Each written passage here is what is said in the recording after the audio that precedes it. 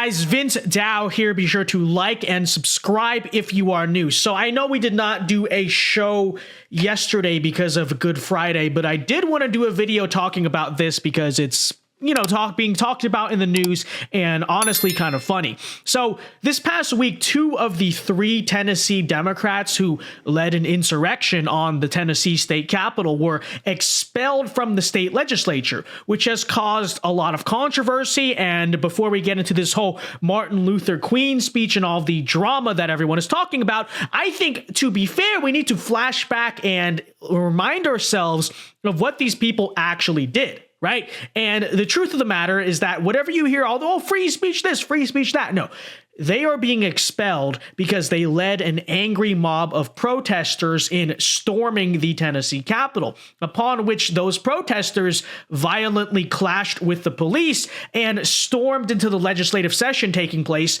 and shut down the government proceedings that were happening. Let's play the footage here so that nobody can accuse me of lying or exaggerating about that. For some reason, I can't get the audio to work on this clip right now, but as you can see, there they are shoving and pushing the police, okay? And then there you have Martin Luther King and his friend, again, you know, they went on the House floor and shutting it down, and as you'll see in a second, there's protesters themselves running onto the House floor, interrupting the session that was taking place, and obviously, the camera's about to pan. You see a bunch of them up there in the stands as well. This is what they are being expelled for, okay?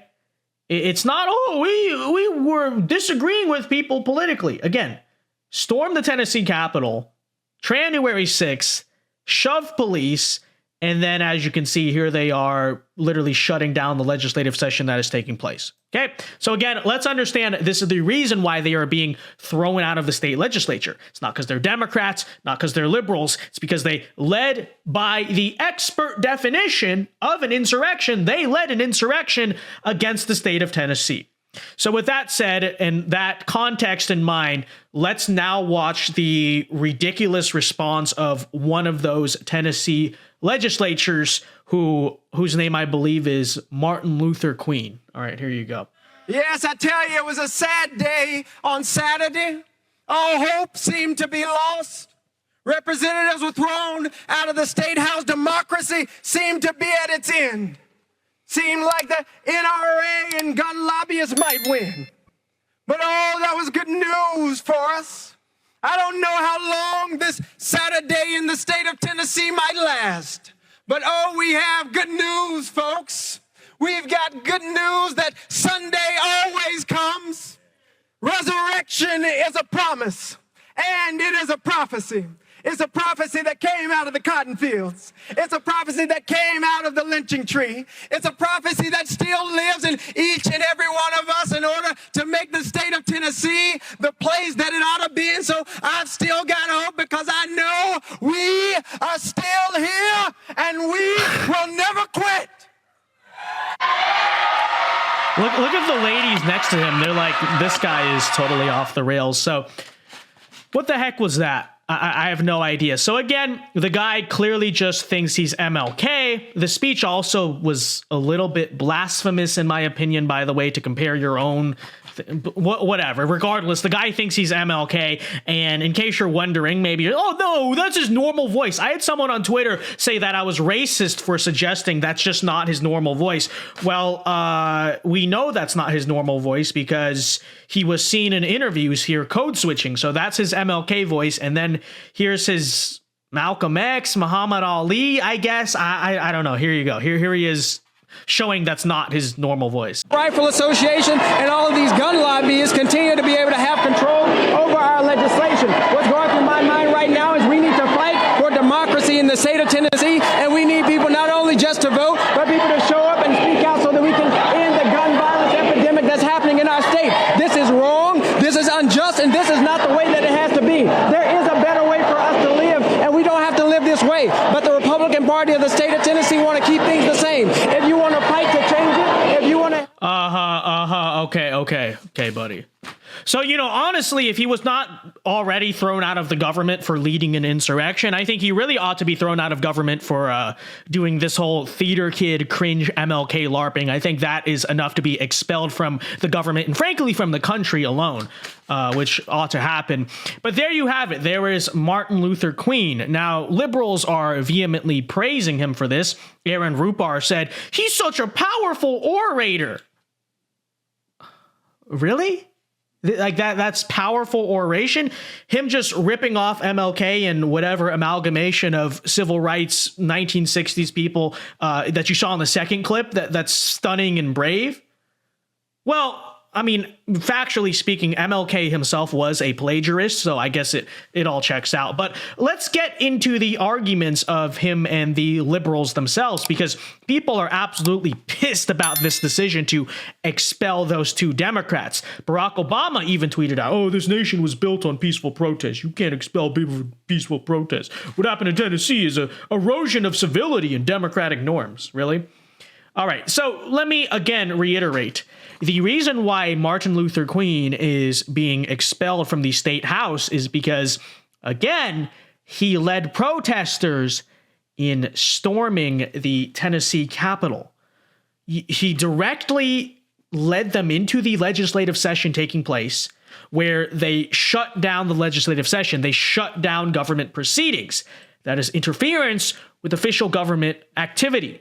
That is illegal. Okay, you are not allowed to do that. Furthermore, the protesters who you led into the Tennessee Capitol, as we showed earlier, some of them were violent and assaulted the police. So this is not about free speech.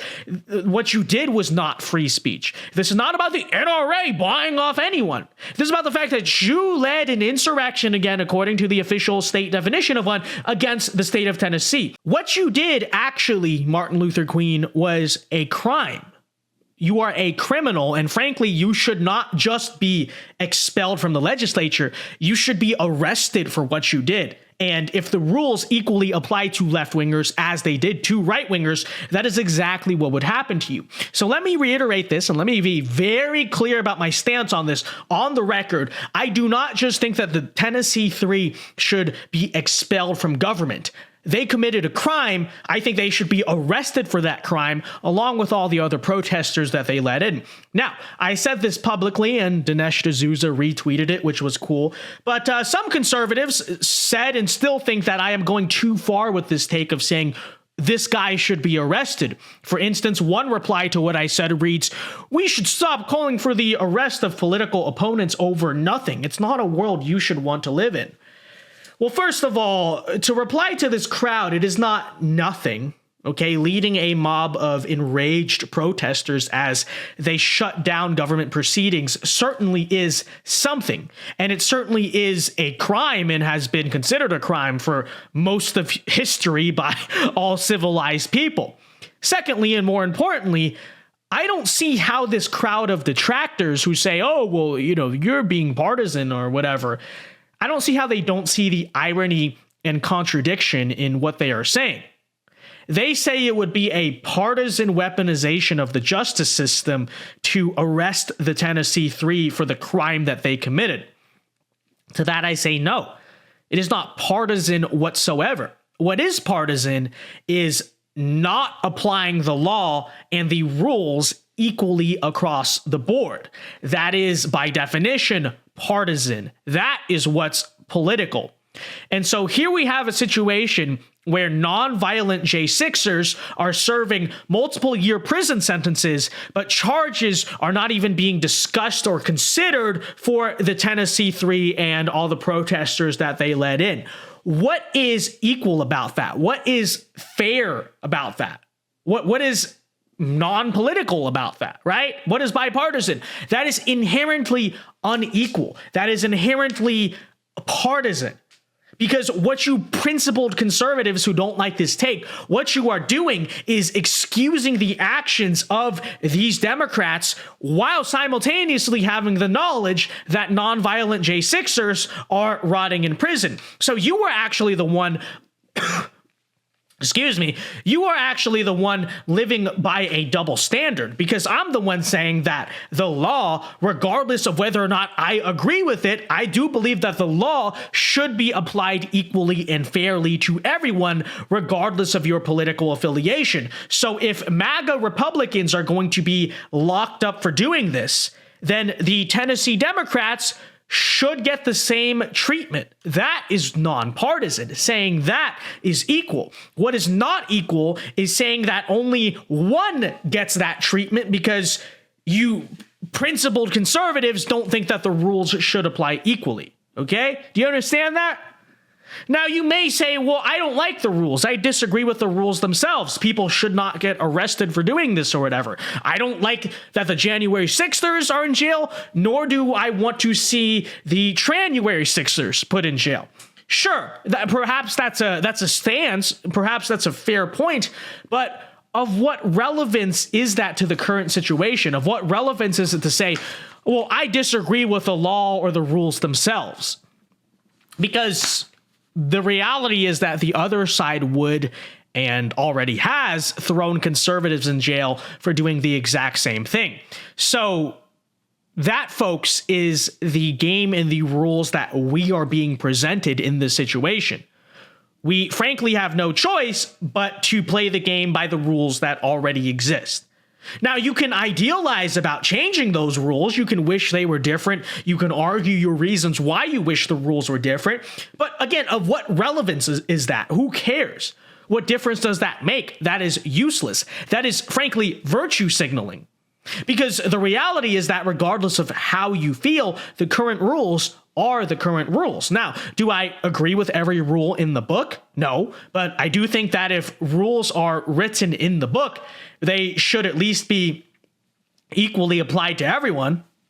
And again, excusing the actions of these Democrats while the Democrats don't excuse the action of MAGA Republicans, again, that is not applying the rules equally to everyone. So there you have it. In conclusion, it remains my take. These people should be arrested, and it is a shame that they are not. But okay, ladies and gentlemen, that wraps up this video.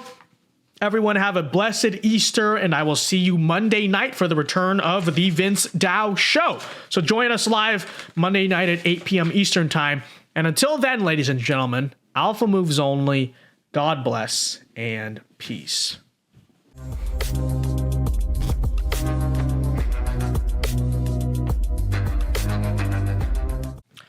Do you know what this is right here?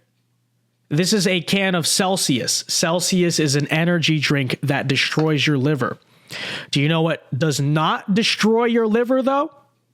Leaving a like and subscribing to the channel, so be sure to do so, and be sure to check out the Vince Dow Show every weeknight at 8 p.m. Eastern Time, which likewise does not destroy your liver. Celsius, destroy liver. Liking and subscribing does not.